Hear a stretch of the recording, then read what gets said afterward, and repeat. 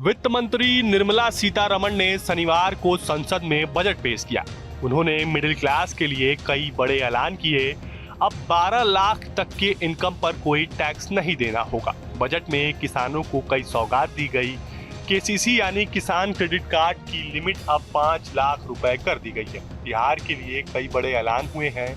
यहाँ मखाना बोर्ड के गठन का ऐलान हुआ है। महिलाओं के लिए भी वित्त मंत्री ने पिटारा खोला है। कैंसर जैसी गंभीर बीमारी की 36 दवाओं को कस्टम ड्यूटी से बाहर किया गया है। तो आइए 20 पॉइंट में समझते हैं इस बजट में किसे क्या मिला। प्रधानमंत्री धन्य धान्य कृषि योजना। वित्त मंत्री ने ऐलान किया कि हमारी सरकार राज्यों की भागीदारी से प्रधानमंत्री धन्य धान्य कृषि योजना शुरू करेगी। इस योजना में 100 जिलों को शामिल किया जाएगा। इसमें 1.7 करोड़ किसानों को सीधे मदद मिलने की संभावना है। असम के नामरूप में 12.7 लाख मीट्रिक टन की वार्षिक क्षमता वाला प्लांट लगाया जाएगा। पूर्वी क्षेत्र में बंद पड़े 3 यूरिया प्लांट को फिर से खोला गया है। यह यूरिया उत्पादन में आत्मनिर्भरता की ओर कदम है। इंटरप्रेन्योरशिप के लिए स्टार्टअप के फंड के लिए नए फंड की व्यवस्था होगी। 10,000 करोड़ रुपए के मौजूदा सरकारी योगदान के अतिरिक्त 10,000 करोड़ रुपए का नया योगदान दिया गया है। फुटवेयर और लेदर सेक्टर के लिए इस सेक्टर के लिए फोकस प्रोडक्ट स्कीम शुरू की जाएगी ताकि फुटवेयर और लेदर क्षेत्र में प्रोडक्टिविटी, क्वालिटी और कंपटीशन को बढ़ावा मिले। बिहार में राष्ट्रीय खाद्य प्रौद्योगिक उद्यमिता एवं प्रबंधन संस्थान खोला जाएगा। इससे किसानों के उत्पाद की गुणवत्ता बढ़ाकर उनकी आय में बढ़ोतरी होगी। इससे युवाओं के लिए रोजगार के अवसर पैदा होंगे। ऑनलाइन प्लेटफॉर्म के लिए काम कर रहे गिग कामगारों को ई श्रम पोर्टल पर रजिस्टर करके पहचान पत्र दिया जाएगा। पीएम जन आरोग्य योजना के तहत स्वास्थ्य सुविधाएं दी जाएंगी। 1 करोड़ गिग कामगारों को इसका लाभ मिलेगा। शहरी कामगारों के उत्थान की योजना को शहरी गरीब और वंचित समूह की आय में इजाफा करने और बेहतर जीवन यापन के लिए लागू किया जाएगा। यूपीआई लिंक क्रेडिट कार्ड और क्षमता निर्माण में सहायता देने के लिए पीएम स्वनिधि योजना को बेहतर बनाया जाएगा।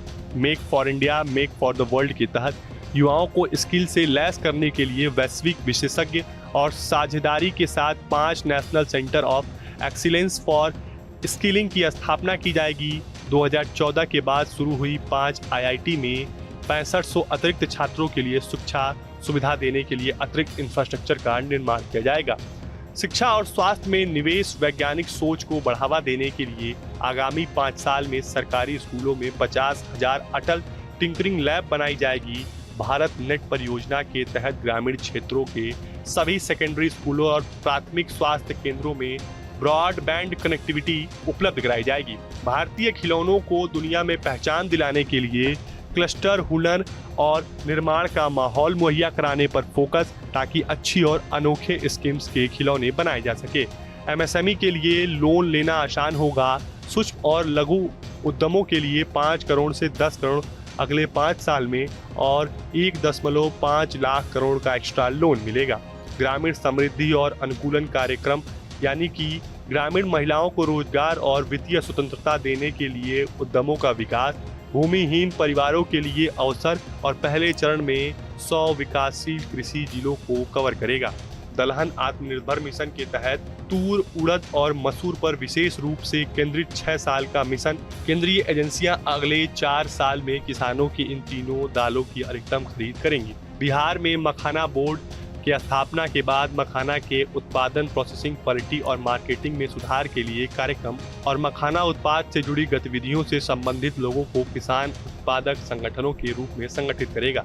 बीजों के लिए राष्ट्रीय मिशन के तहत अच्छी पैदावार के लिए रिसर्च के लिए आवश्यक माहौल बनाना, फसल को कीड़ों से बचाने के लिए और जलवायु अनुकूल उच्च पैदावार वाले बीजों को विकास और प्रसार करना। अंडमान निकोबार और लक्षद्वीप पर खासकर फोकस, मछली पालन के क्षेत्र को बढ़ावा देना, साथ ही समुद्री क्षेत्र में उन क्षेत्रों पर फोकस करना जो अभी तक अनछुए या जिन्हें हम कम पहचान मिली है। कपास उत्पादकता मिशन के तहत देश के पारंपरिक वस्त्र क्षेत्र में नई जान फूंकने के लिए कपास की आपूर्ति और किसानों की आय में सुधार सुनिश्चित करना। 5 साल के इस मिशन में कपास की खेती की क्वालिटी और प्रोडक्शन में काफी सुधार होगा। 36 लाइफ सेविंग दवाएं होंगी सस्ती। 36 लाइफ सेविंग दवाएं 100% कस्टम ड्यूटी फ्री। बीमा क्षेत्र में FDI सीमा 74% से बढ़ाकर 100% की जाएगी। सरकार ग्रामीण क्षेत्रों में इंडिया पोस्ट पेमेंट बैंक की सेवा को गहरा और विस्तारित करेगी। बिहार में ग्रीनफील्ड एयरपोर्ट के तहत वित्त मंत्री ने कहा कि बिहार में ग्रीनफील्ड एयरपोर्ट बनेगा और पश्चिम कोसी नहर के लिए वित्तीय मदद दी जाएगी। 12 लाख तक की आय पर कोई टैक्स नहीं। इनकम टैक्स पर सरकार ने बड़ा ऐलान किया है। अब 12 लाख तक की आय पर कोई कर नहीं लगेगा। 12 लाख से 16 लाख तक की आय पर मात्र 15% टैक्स लगेगा। फिलहाल आपको हमारा ये वीडियो कैसा लगा हमें कमेंट बॉक्स में जरूर बताएं। देश और दुनिया की तमाम यूपी उत्तराखंड की हर छोटी बड़ी खबर के लिए न्यूज स्टेट चैनल को सब्सक्राइब करना ना भूलें। न्यूज नेशन अब व्हाट्सएप पर खबरों के ताजा अपडेट के लिए न्यूज नेशन के इस QR कोड को स्कैन करें।